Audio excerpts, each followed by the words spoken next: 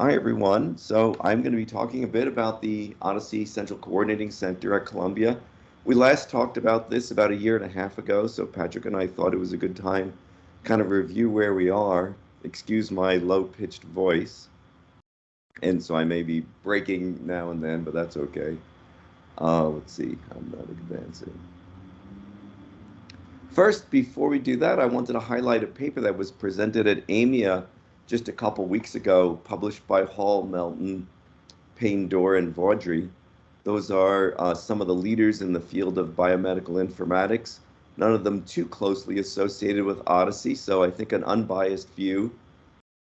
They reached out to over 60 large academic medical centers and got a detailed response from 50, so a very high response rate. So this is based on exactly 50 academic medical centers, and they asked them about 10 different data sharing efforts or networks shown there on the right in that table.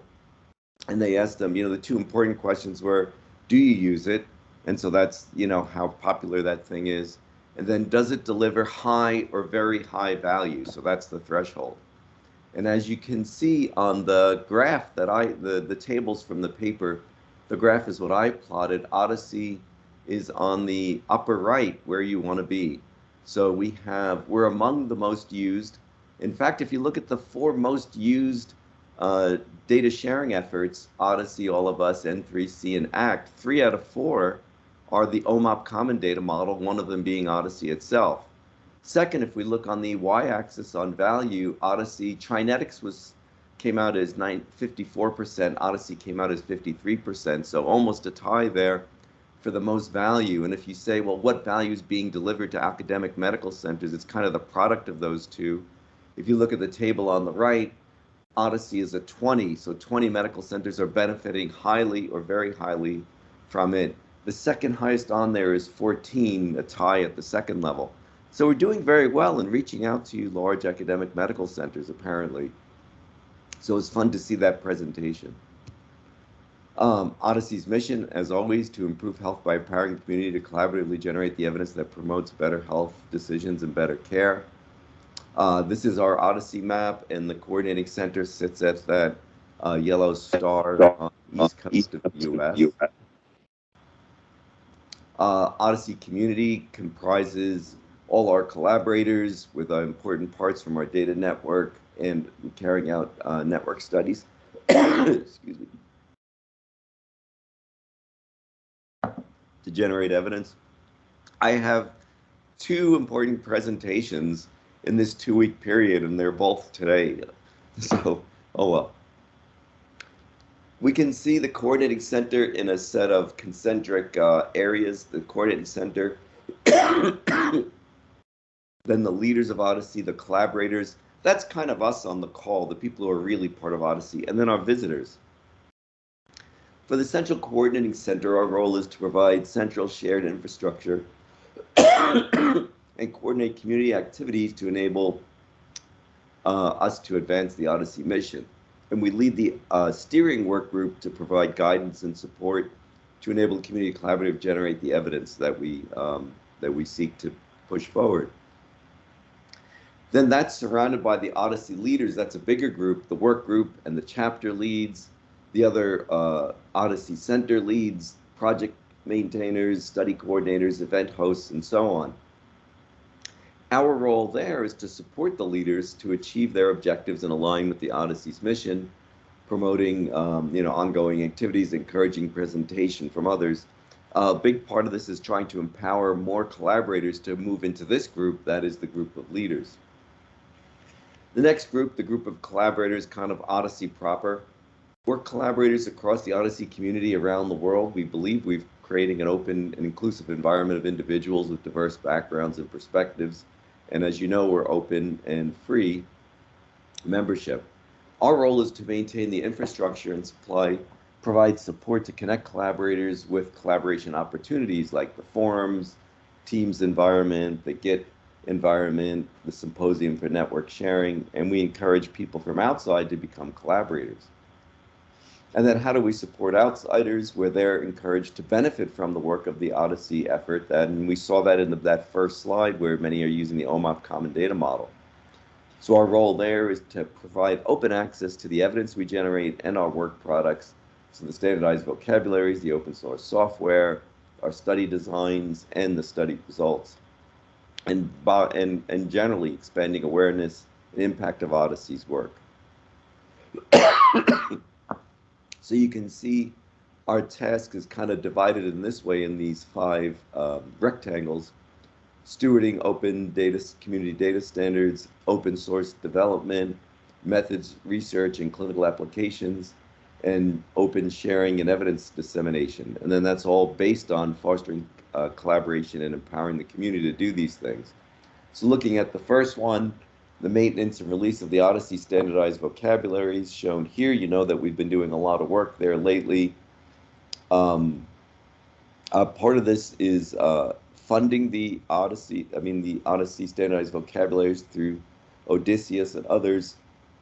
We've grown over 11 million concepts, and we've created a vocabulary committee to help in the leadership, and we've been reaching out to bring the community back further into the process of helping us maintain and add new things to the vocabulary. We've also been more open, making it a much more transparent process by letting the community know what our plans are and what the timeline is. Of course, our OMOP Common Data Model, as we announced at the symposium, we were up to 534 databases based on OMOP, over 950 million unique I have to fix that actually. It's 950 million unique people who have at least one of their records converted to the OMOP Common Data Model.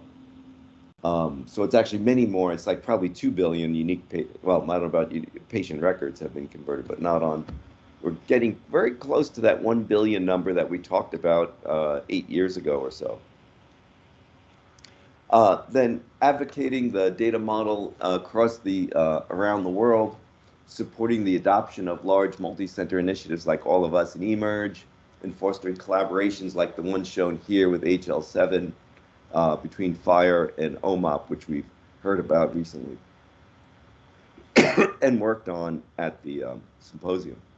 Okay, next, open source development, maintaining a computing environment for continuous integration testing of all the open source tools. So we host the servers to enable open source development, continuous integration on SQL Server, Oracle, Postgres, Redshift.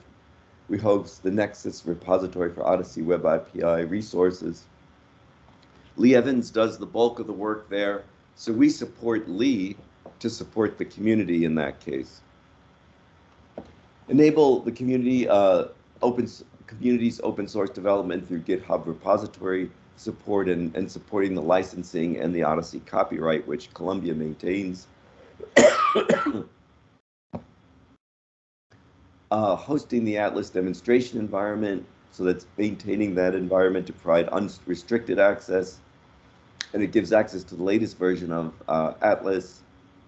The most recent vocabulary, sometimes I go there. If my institution hasn't done the latest thing, sometimes I'll run up there to get the more recent version. And we have a lot of utilization, 22,000 concept sets and 15,000 cohort definitions and so on. And thank you again, Lee. In 2023, we had a resolution on infrastructure, that is to create central infrastructure to enable testing of all OHDSI tools against each of the supporting database platforms, such that all of the supported platforms must have a test environment to test it on, number one, and number two, must have a platform user group with a platform champion to ensure community participation. And we want to shout out to John Grish for leading that one active platform user group who's completely followed our recommendations to do that. And we maybe have some catching up to do on the other platforms, but thank you to John for taking it seriously for Databricks. Next on methods, well, we host the Atlas collaboration environment, security-enabled environment for the main one that has 400 cohorts. It was used by over 100 collaborators during Phenotype February in 2022. Then again, then in addition, there's the supporting the on GitHub supporting the this is the study definitions, so the protocols and so on, and we have 140 study repositories created in our GitHub environment. In addition, just to point out that Columbia, like many of you, is an OHDSI node. So in parallel, although somewhat separate from the OHDSI Coordinating Center role, we lead multiple network studies. The treatment pathways, our first one, helping out on legend and running and publishing a couple of the studies, concept prevalence, HERA, how often, and some of the tools, Phoebe, criteria to query, and frankly, when anyone does a study, we always try to run it. So that's just the bottom line. Then sharing, hosting the rShiny servers for open sharing of our results. Over 230 Shiny applications on data.odyssey.org, including Legend and Charybdis and so on, and creating results.odyssey.org as a new stable location for evidence dissemination. And finally, fostering collaboration. Well, a big one is our annual symposium, hosting and funding and taking the risk on. The annual symposium had over 430 attendees this year, which was wonderful, and making everything that we do there online. Thank you, Elise, for all the work that Elise does. Again, we support Elise Katz for supporting the OHDSI community. The online forums and wiki for interactions, over 4,000 users, which aligns with our 4,000 users in the Teams environment. I guess 5,000 posts in the last year and 200,000 page views in the last month, maintained by Lee. The MS Teams environment for collaboration, especially for the work groups to get their work done. Again, around 4,000 users, 87 teams. Thank you to Elise. Our community calls, such as this one. So thank you, Craig Saxon, for leading and making wonderful a forum for everyone to collaborate about, usually on the order of 150 to 250 participants since 2021 on our weekly call. And we're sorry that the time zones line up in such a way that it's harder for some, but we appreciate those who do come in for special events from Asia and other time zones around the world, on the other side of the world. A monthly newsletter and On the Journey podcast with over 3,000 readers shown there, Patrick and Craig. And then our annual Our Journey book. Thank you, Craig, for producing that shows where we stand as a community. And then, of course, LinkedIn, X, and Instagram, and so on, communicating our activities around the world.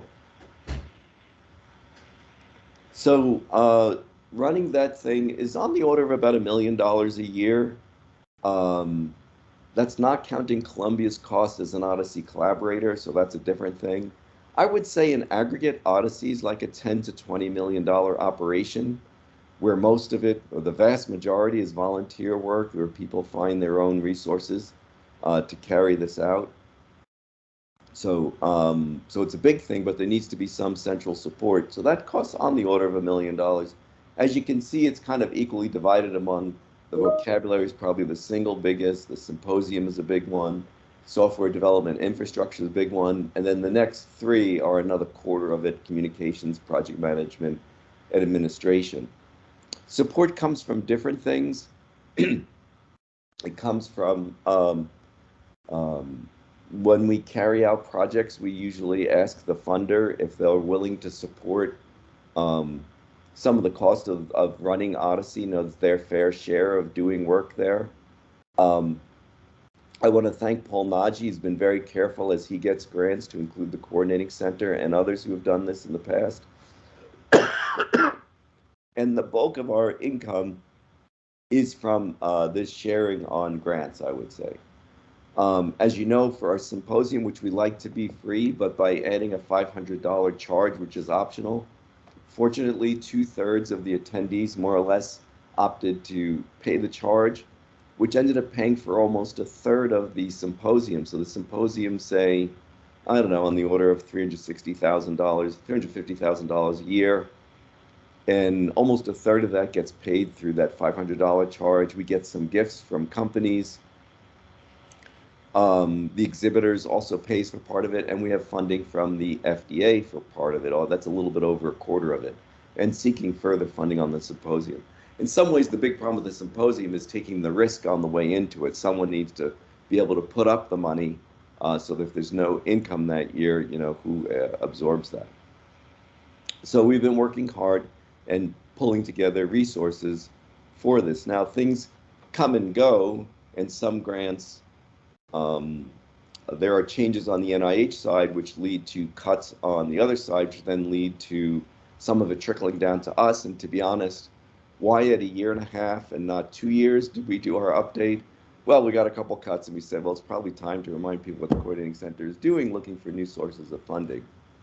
Which brings me to my last slide, which is if you are affiliated with or know an organization who might be willing to sponsor OHDSI at some level in some form, we welcome it. As you know, as we announced in the past, we have these sponsorship levels. And I'm showing them all. There's the gold, the silver, the bronze, and so on. But, we're very flexible in how we accept donations to OHDSI. We're trying to get people to donate to OHDSI instead of just the symposium. In other words, even if the symposium is the trigger to make the donation, make it so that donation can be used for OHDSI infrastructure as well as for specifically supporting the symposium. So that's very helpful. And further, as if through working on OHDSI projects you manage to get funding that's related to it, if some of that can be used to pay for things for OHDSI, either by paying the Coordinating Center as a subcontractor or perhaps directly paying, although that gets a little more complicated, that would be extremely helpful also. So I think that's my last slide there. Let me... Okay, so I stopped. That slide is sharing is paused and hopefully stopped. And yeah, your slides are off. Good. Okay. I'm looking at the chat. Okay, so some details about the database platform support. Okay, so thanks, Katie, for that comment. We could talk about it, right? Let me not talk about that right now because I'm not the one, and there's some people that are not visible right now who would be probably better to answer the database platform support question. And thank you, Andy, for your... Yeah, let me just open this up to... does anyone have questions for George about either... I mean, it went over really well, everything the Coordinating Center does, but any questions about how support can be provided or where support goes? I mean, I think it was all kind of touched on. I also don't want George to talk 25 more minutes if he doesn't need to. But certainly we have time to answer some questions. Say somebody's developing a proposal and wants to investigate the kind of arrangements that would be needed to have a funding line for the Coordinating Center as part of what they're doing. What should they do? Is there a person they should contact? Is there a template they could follow or for thinking about that? Yeah, thank you, Andrew, for asking that. So best to contact me directly since I'm the one. Like if it goes in as a subcontract, it's usually me as the site PI anyway, so I might as well be involved from the beginning. And there are a few things that we can try to, like it's easiest if it ends up being a subcontract of some sort. And so haven't done it as a template yet. Usually it depends on what the project is to figure out, well, what is it really that OHDSI is doing for this project? And then how do we justify the cost of the Coordinating Center or of OHDSI as a whole to that project? But we've had good luck when we've done it. And there are a number of initiatives that have, even my R01, I actually got a supplement one year for $100,000 for OHDSI basically, but I didn't do that without telling them. I was very open what I wanted to do, and we came up with something that made sense. And because it was a supplement, they were a little more flexible on it. So there are different ways, but often, like one approach may not work for all different kinds of projects. But I'm right there, so just email me or reach me on Teams, and I'll answer. Hayden. Hey, George, this is somewhat related. Do your researchers, at least the folks that are affiliated with the coordinating center, have experience background with IPAs or WOCs with the government? So that's participating in federal research in a way that they've been brought on in some regard. Well, we have a couple people who have been working. So we've recently, the VA has started to help us a little bit on the coordinating center side, and we're extremely appreciative of that. There are others in the community, among leaders who have various agreements with the government, different agencies. Our FDA contract is, in fact, a contract which funds things. That was a very open discussion with FDA, how here are costs and some things are going to be doing kind of work for hire, and some of it would be supporting the infrastructure in order to do that work for hire and just generally support OHDSI. Now, a different model would be that we do services for profit to pay for the OHDSI community activities. So that's like another direction we could go. So then, so you think about what are the directions we could head. We could keep, so what would be useful? First, let me just step back a second. I know your hand's up, Paul, but let me just finish this up. Like if we had an influx of $5 million a year, I think we could do big things and change the way medicine is practiced in a small but measurable way. Like we could actually do something amazing for $5 million a year, $1 million a year, even though we're doing $10 or $20 million a year of effort as a community voluntary, having an influx of freedom to do, say, another 5 million where we could put it in infrastructure where needed, here where needed, management, and then carry out large projects would be the things on the scale of legend. So that where we actually did, I think, well, we'll see when the next guideline comes out, but I think we did change the guideline a little bit based on, specifically on the study we did that wouldn't have happened had we not done the study. So that's the kind of evidence that I'm looking for, evidence that we have impact. $1 million a year is where we are now. What we're short because of these cuts is much less than that, but we still need to fill that gap. And as I said, so one way to do this would be for OHDSI, either coordinating center or other centers, to produce a service that produces enough of a profit that it can pay for the infrastructure. So reproducing studies for industry would be one service. Helping industry do studies, helping studies be more reliable as a paid for service. We've tried to avoid, and then maybe we'll need to do that. We've tried to avoid that as much as possible just because we want to focus on the things that we want to focus on generating evidence and being reliable and being unconflicted. And once we start doing work for hire, it gets more complicated. So we've been lucky for 10 years to be able to get along without doing a fee for service, but we could consider that. A second way is to make more of the central stuff voluntary. So does the community take on more of the vocabulary work? Do we ask community collaborators to host some of the things? Do we have the in-person symposium every year or every other year, doing it virtual the other year? Do we raise the fee for the symposium? The fee for the symposium should be around $1,500. If you look at, we did a little bit of investigation of what it would cost to go to other symposia like this. So that's kind of the charge that most people would be charging. And most organizations, when they have a symposium, that's their big money maker for the year that they pay for everything else. For us, it's a money loser that we fill in the gaps because we want it to be inclusive. We want people to be able to come. We hold it in locations that are a little, we could hold it in Manhattan and we could actually save money holding it in Manhattan, but then the nightly hotel cost is very high for our participants.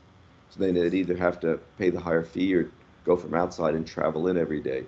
So these are things we consider, and we're in the midst of deciding our plans for the next year's symposium. So let me get Paul in here. Yeah, thanks, George, and thanks, Andrew, for the question. Andrew, I know you know a good chunk of the answer to this too, but we have found that this is a great way for paying for the commons for OHDSI is through grants. And so if you look at a lot of the grants we apply for, there's going to be a dissemination component where you'd like to be able to share the results.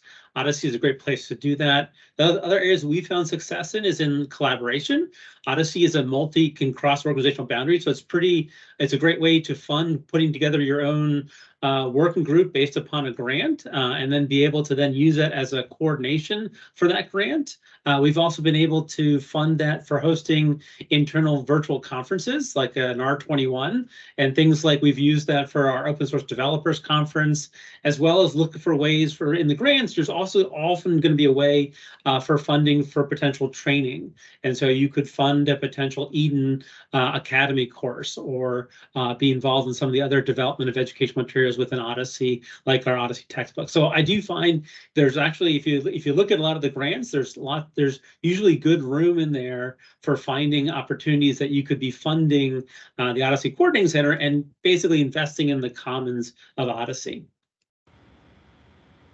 Thank you. Thank you, Paul. Thank you, Paul, very much. Cynthia asked, is there an EIN for OHDSI? Yes, it's Columbia's EIN, which I can get you. But you can just email me and get that. But we use Columbia's tax exemption ID for donations to OHDSI. Yeah, and I just had the other comment is that, you know, some companies will match your donation to a nonprofit, but they won't match your registration to a company. So I don't know whether you might get more mileage out of the money that you charge the $500 if there was like maybe an option. So yeah, I mean, that's a question. We've vacillated on this because for some people they can't make a donation, but they can pay a registration fee, and Right. others Right. would prefer the other. And we can always, you know, add to the form an optional donation in addition to the registration fee, which can be excused. So that would be a way to do it. I'm looking for, all right, I thought I had the EIN right here, but I'll find it later. No worries. Thank you. A couple other, I mean, the chat is having some really nice messages out there. On Telkish, just wondering if we can set up a group dedicated to searching for funding for the community. That's certainly an option, something that can be considered. From the chat, I'm wondering, how big are the bioconductor meetings? How many people are they generally? We have anything between sort of 200 to 350. Okay, so a little smaller, but not at least Yeah. half the size. I can tell you how we organize those and how we go about sponsorship because I've been in charge of the sponsorship. Ah, very good. But yeah, I'm surprised that you're, you know, the conference should be breaking even on a conference is a doable goal without going crazy on registration fees. Very good. Do you pay for food for everybody for the length of the conference? Yeah, we do. We do food. The last couple of conferences we haven't done alcohol at the posters, but it was more because of where we've held the meetings. So we always held the meetings at a academic partner where we can get a free venue.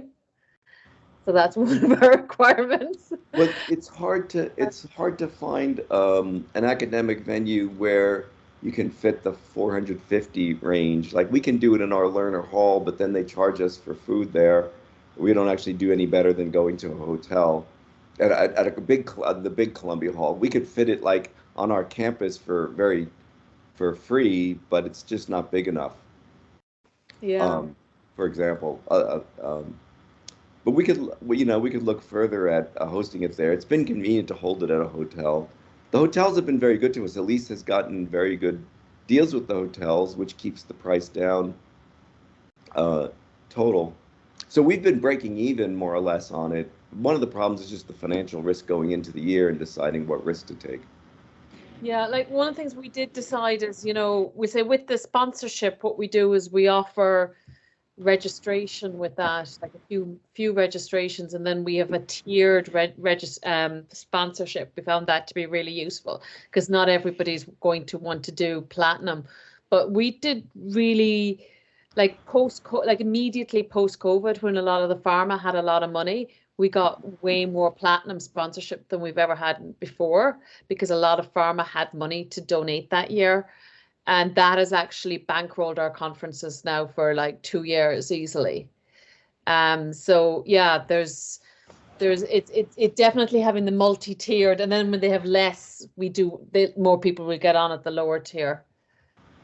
So that's been a major side of things is the sponsorship.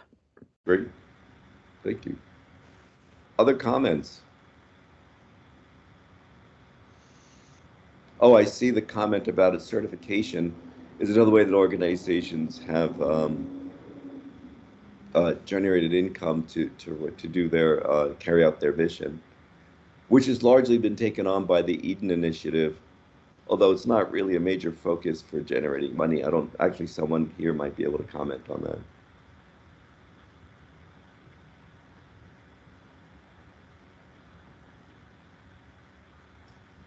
There is one chat question that actually asked about the graph that you showed. So I'm actually just going to pull it back up because I prepared for it.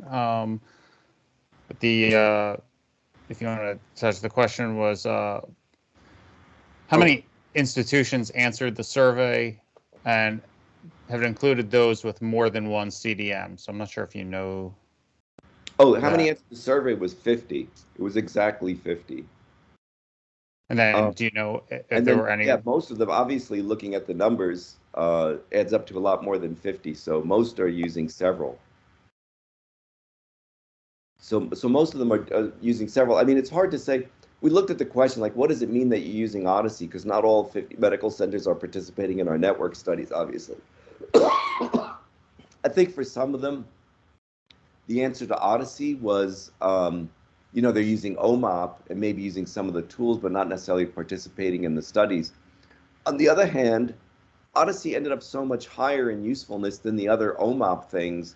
I think if they were just saying, oh, we're really an all of us node and using OMOP, and so they counted both of them, like the value percentage wouldn't have been higher for OHDSI than for all of us or the other ones. So I think there is some, separate recognition and use of at least OMOP, if not all the tools of OHDSI. But obviously, we don't have 50 medical centers participating in our network trials. Not yet. Right. Thank you. Any other questions? Okay, I think this is, does it help to reduce costs on days adjacent to other conferences like AMIA to piggyback on discounts? I know that's something that we had looked at in the past as well.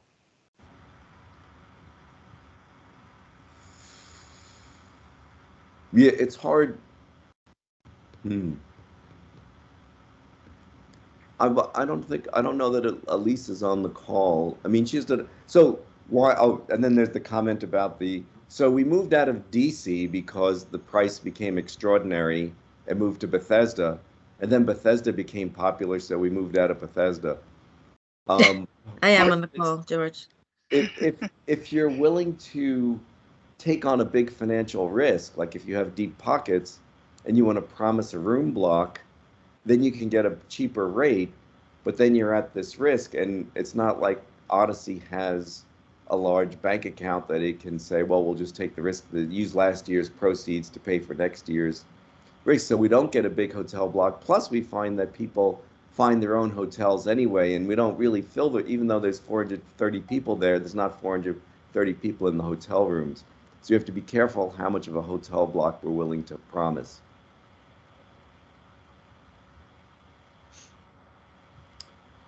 OHDSI Coordinating Center is not engaged in any Digital Europe funding. I don't know if Eden is.